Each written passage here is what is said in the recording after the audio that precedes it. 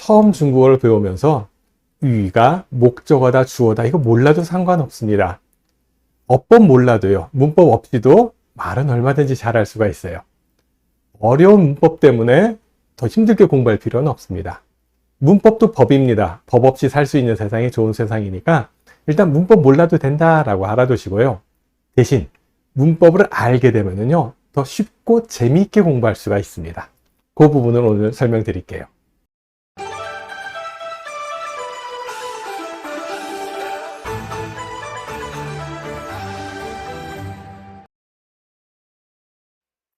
쌤송의 중국어 문법, 비너와 목적어. 여러분 안녕하세요. 송재인입니다. 지난 시간에 중국어의 어순, 품사와 문장 성분에 대해서 설명을 드렸습니다. 이번 시간도 어순과 함께 비너와 목적어에 대해서 말씀드리도록 하겠습니다. 자, 지난번 동영상에서요. 마지막에 제가 질문을 하나 했어요.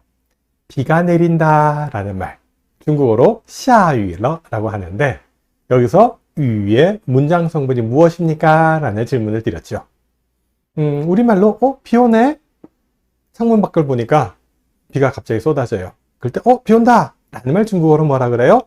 下雨了 라고 합니다. 여기서 러자는 새로운 상황의 출현 또는 변화를 나타내 줍니다. 그래서요. 비가 왔다라고 해석하지 마시고 비 온다라고 해석하는 게 좋아요. 물론 앞뒤 문맥에 따라서 비가 왔다라고 해석할 수도 있습니다. 하지만 下雨了 세 글자만 나온다라고 하면은 비 온다라고 이렇게 알아두시면 좋을 것 같아요. 자, 여기 下雨了의 위자의 문장 성분은 무엇일까요? 생각해 보셨어요? 한국어에서 비가 내린다라고 하면은 비는 주어예요. 왜 주어인가?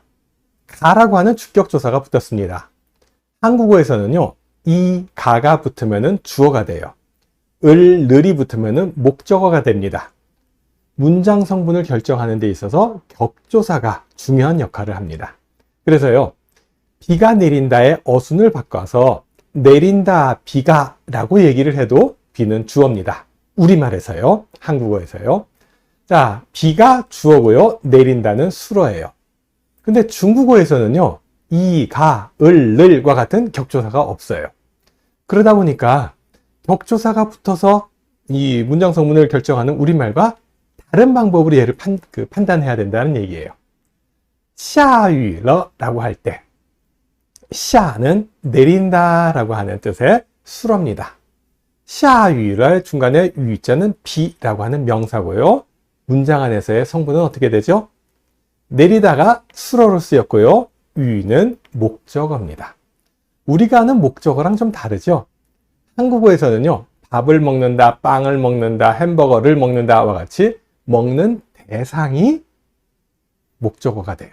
근데 여기서는요, 비가 온다, 비가 내리는 그 주체가 목적어네요. 그쵸? 네. 자, 처음 중국어를 배우면서 위가 목적어다, 주어다 이거 몰라도 상관없습니다. 어법 몰라도요, 문법 없이도 말은 얼마든지 잘할 수가 있어요. 어려운 문법 때문에 더 힘들게 공부할 필요는 없습니다. 문법도 법입니다. 법 없이 살 수 있는 세상이 좋은 세상이니까 일단 문법 몰라도 된다라고 알아두시고요.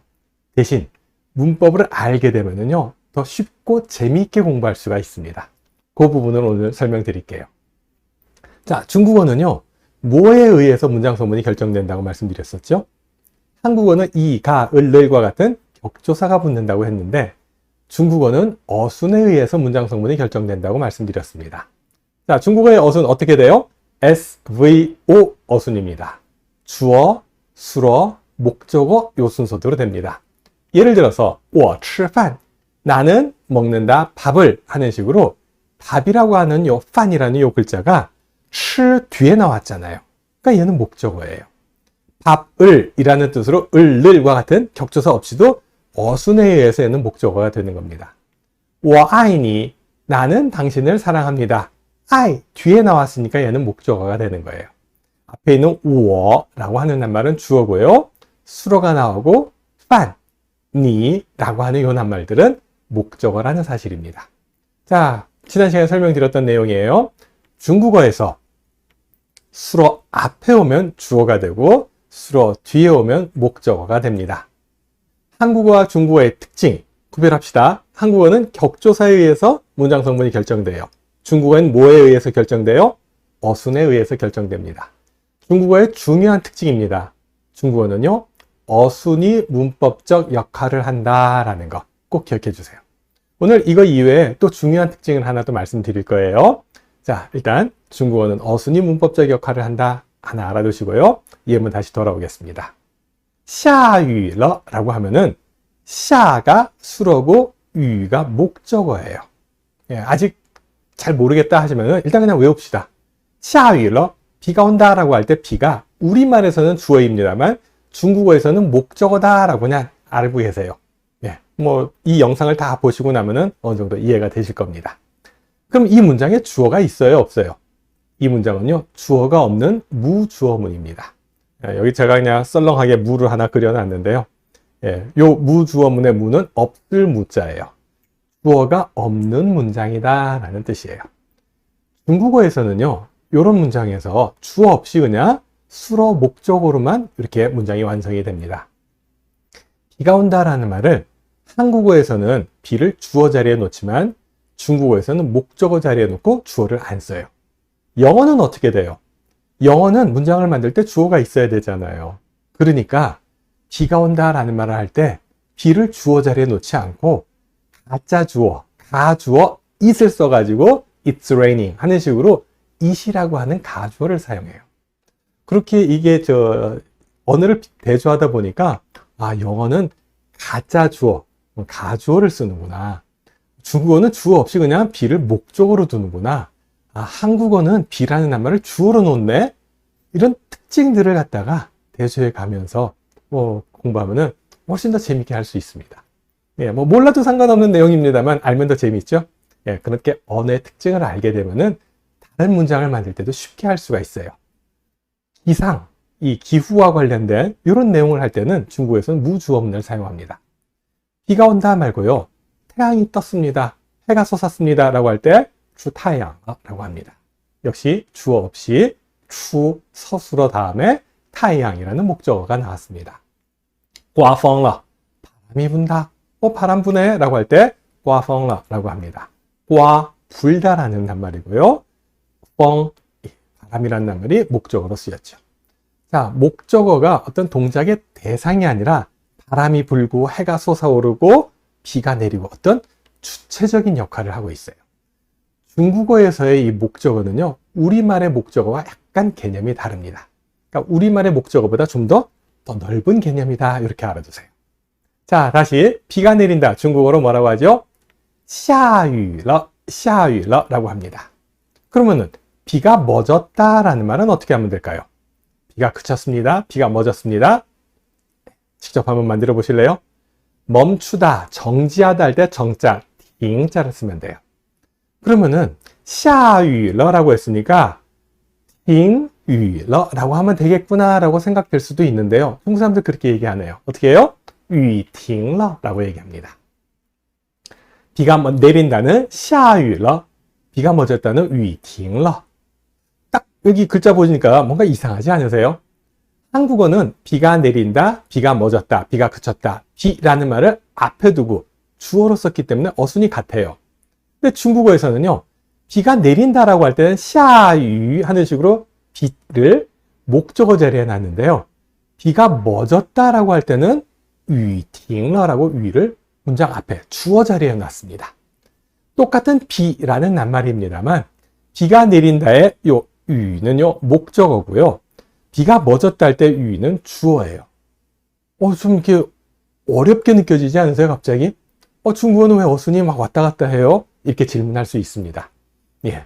자, 그 설명을 드릴게요. 중국어에 아주 중요한 특징이 하나 있어요.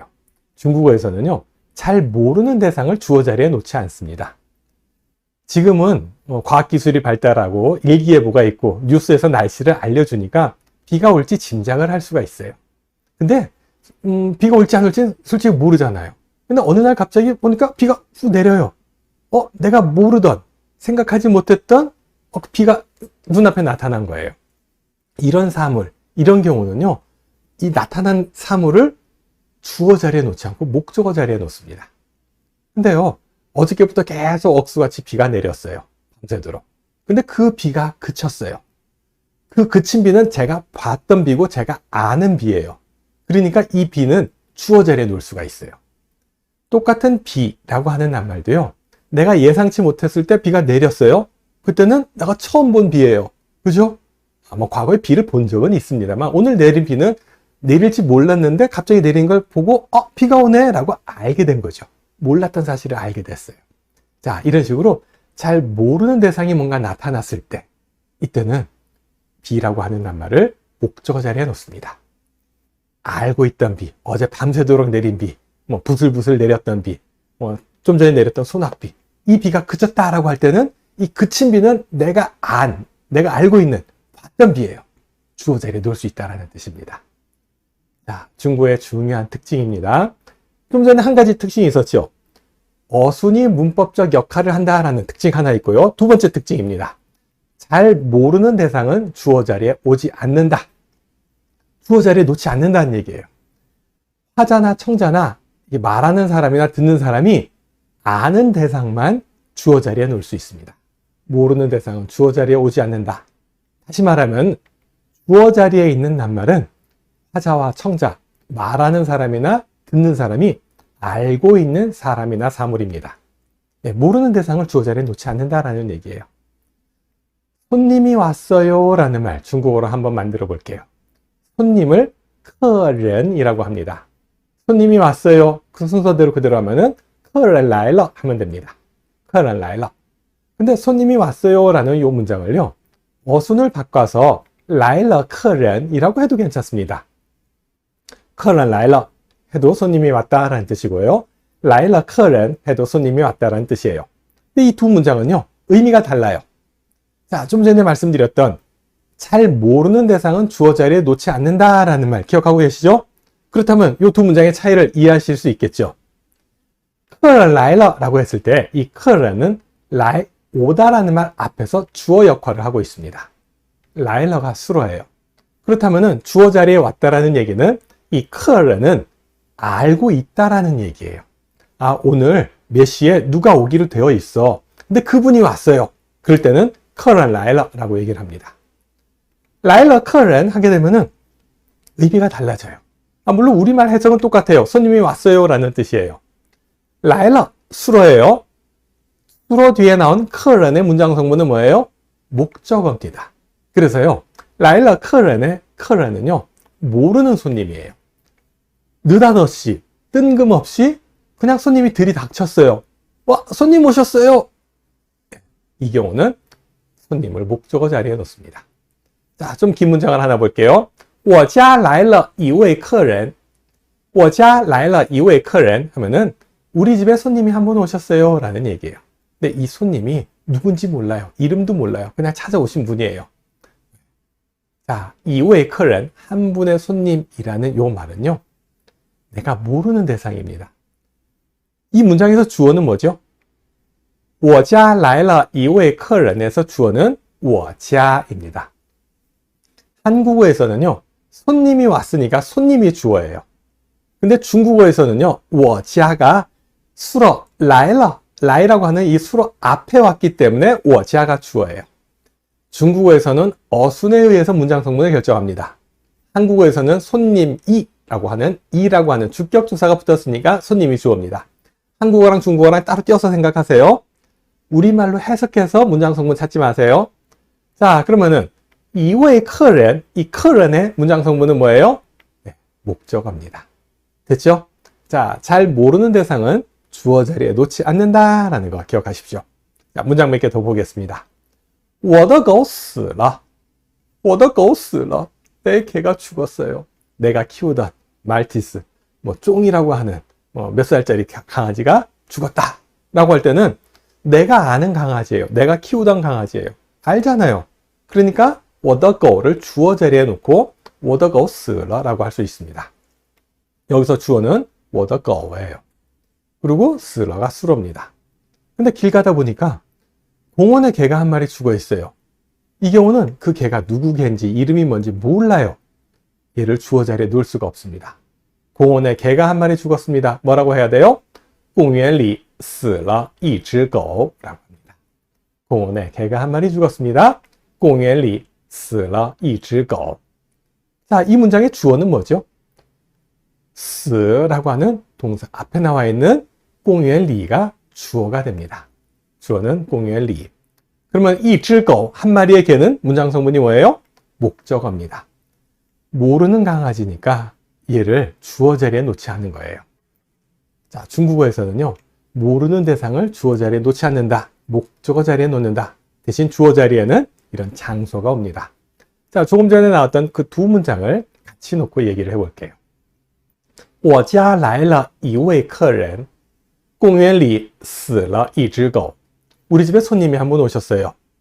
공원에 개가 한 마리 죽었어요. 라고 할 때, 一位客人一只狗와 같이 잘 모르는, 그냥 어느 불특정한, 뭐 이렇게 콕 집어서 얘기할 수 없는, 뭔지 모르는, 누군지 모르는 강아지나 사람, 이런 애들은 그냥 一位一个一只와 같은 이런 양사를 붙여가지고 목적어 자리에 놓습니다. 그리고 주어 자리에는 我家公园里와 같은 장소가 옵니다. 주어 자리에는 장소나 시간을 나타내는 명사가 오고요.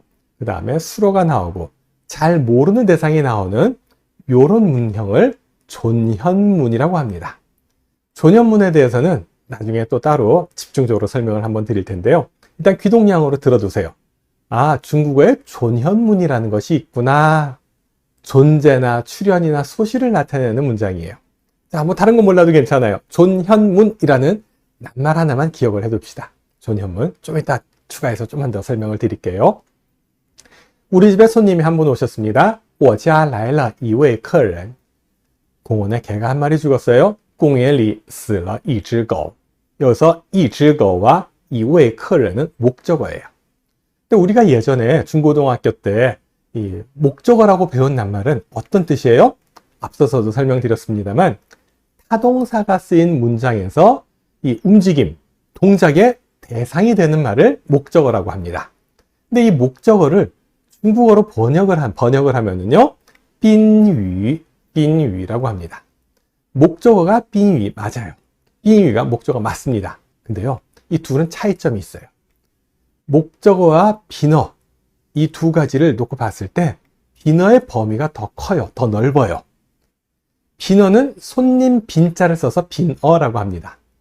주어가 주인 주자예요. 그래서 주인의 상대돼서 손님을 나타내는 빈자를 써서 목적어를 빈어라고 한다. 지난 시간에 설명드렸었죠. 자, 손님 빈자, 우리 번체자, 우리가 쓰는 정자체로는 이렇게 쓰고요. 간체자로는 이렇게 쓴다. 알아두십시오.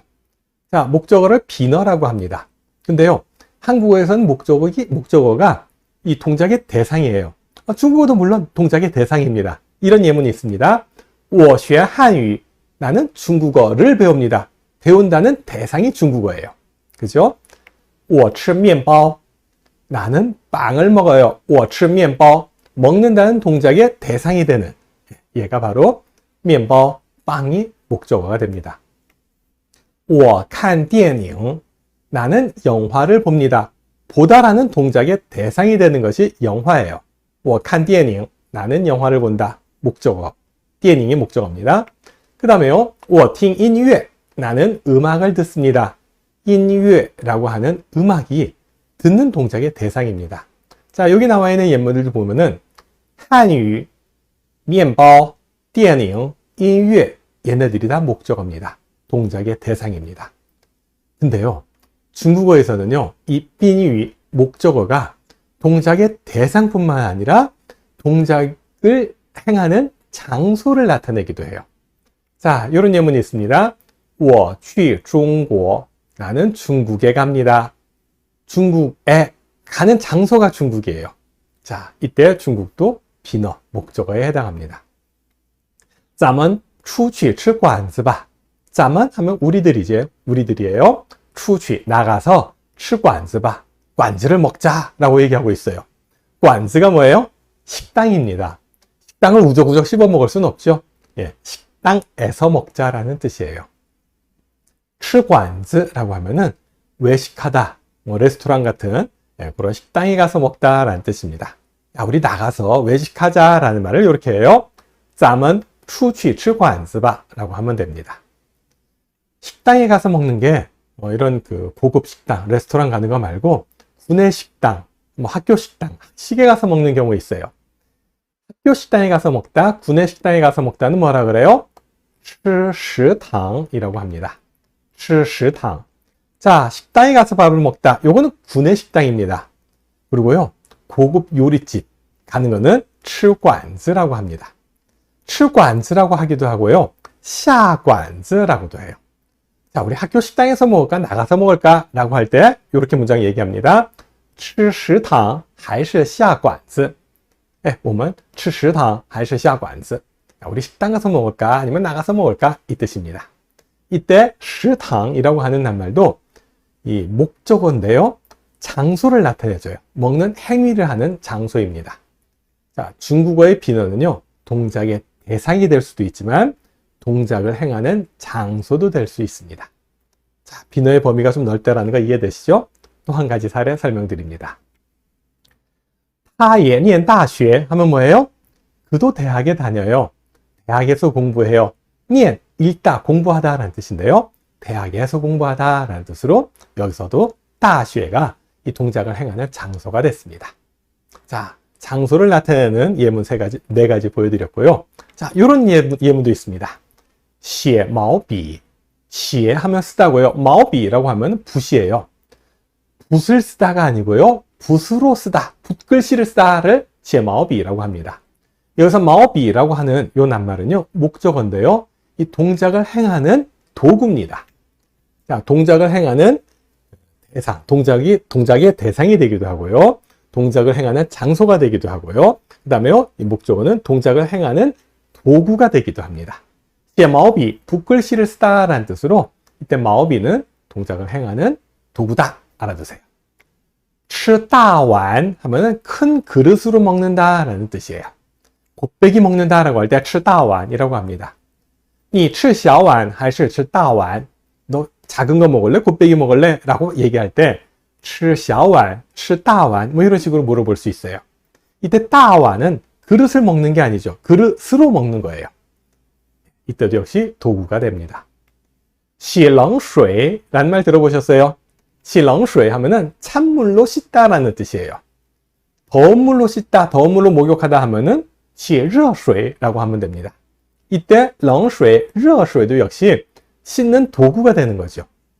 자, 중국어의 목적어는요, 동작을 행하는 이 도구를 목적어 자리에 놓기도 한다 라고 알아두시면 될 것 같습니다. 자, 또 한 가지 사례가 있습니다. 教室里有两个学生. 교실에 학생이 2명이 있어요. 이때 학생 2명은요, 有의 목적어예요. 桌子上有一本书. 책상 위에 책이 한 권 있어요. 이때 一本书라는 책도 있다라고 하는 이 동사의 목적어입니다. 자, 중국어에서는요, 잘 모르는 대상은 주어 자리에 놓지 않는다고 했어요. 교실에 학생이 2명이 있는데 그 학생이 누군지 몰라요. 이름도 모르고 몇 학년인지 몰라요. 그냥 학생이 둘 있네? 이런 경우에 이 2명은 주어 자리에 놓지 않고 목적어 자리에 놓습니다. 책상 위에 책이 한 권 있어요. 근데 이 책이 소설책인지 교과서인지 무슨 책인지 몰라요. 그냥 책이 한 권이 있는 거예요. 이때 一本书라고 하는 말은 주어 자리에 놓지 않고 목적어 자리에 놓습니다. 桌子上有一本书. 자, 비가 온다라는 말도 아까 했었죠. 早上下了一场大雨 하면은 아침에 한바탕 비가 내렸어요 라는 얘기예요. 자, 이때는 앞에 早上이라고 하는 시간이 주어가 됐고요, 내렸다, 한바탕의 비라는 말이 목적어가 됐습니다. 자, 이와 같이 장소나 시간이 주어 자리에 오고 잘 모르는 대상이 목적어에 오는 이런 문장을 뭐라고 한다고 했었죠? 좀 전에 말씀드렸는데 존현문이라고 했었습니다. 존현문의 특징입니다. 주어 자리에는요, 시간이나 장소가 옵니다. 수어 자리에는 존재나 출현이나 소실의 의미를 나타내는 동사가 옵니다. 나타났다, 생겼다, 있다, 사라졌다 와 같이 존재, 출현을 나타내요. 또는 소실을 나타내기 때문에 존현문이라고 합니다. 목적어 자리에는요, 잘 모르는 대상이 오는데요, 그 잘 모르는 대상이 수로 이 동작을 행하는 주체가 돼요. 동작을 행하는 사람이나 사물이 목적어 자리에 오게 된다라는 것. 이게 바로 존현문이다라는 거 알아두십시오. 예, 존현문 오늘 그냥 귀동냥으로만 들어두세요. 나중에 좀 더 본격적으로 하나하나 사례를 들어서 설명드리겠습니다. 자, 오늘 비너 얘기를 하고 있는데요. 비너, 중국어의 비너는요. 일단 동작의 대상이에요. 吃东西, 吃面包, 吃饭 하는 식으로 동작의 대상이 될 수도 있습니다. 장소도 될 수 있어요. 吃馆子 또는 去中国 하는 식으로 동작을 행하는 장소도 목적어가 될 수 있습니다. 또는 도구도 될 수 있어요. 写毛笔, 붓글씨를 쓰다. 洗冷水, 찬물로 목욕을 하다. 吃大碗, 큰 그릇으로 먹는다. 와 같이 도구도 됩니다. 그리고 또 하나, 동작을 행하는 주체도 될 수 있어요. 본현문과 같은 문장에서 잘 모르는 대상이 목적어 자리에 오면서 얘가 주어처럼 해석되는 이런 낱말들이 중국어의 비너입니다. 자, 비너가 뭔지 개념 잡으셨어요? 예, 앞으로 또 다른 거 설명하면서도 추가로 또 설명할 기회가 있을 것 같습니다. 다음에 또 존현문 설명을 드리기로 하겠고요. 오늘도 문제 하나 드리고 마무리할게요. 토끼는 꼬리가 짧다라는 문장이 있습니다. 우리말 문장이에요. 자, 토끼는 꼬리가 짧다 해서 이 문장의 주어는 무엇일까요? 주어는 토끼일까요? 꼬리일까요? 자, 잘 한번 생각해 주세요. 다음 시간에 이어서 이 이야기와 함께 주어가 뭔지에 대한 얘기를 또 나눠보도록 하겠습니다. 토끼는 꼬리가 짧다. 우리말인데 주어가 뭔지 약간 좀 갸우뚱하게 되네요. 잘 한번 생각해 보시기 바랍니다. 자, 오늘 여기까지 할게요. 감사합니다. 谢谢，我们再会。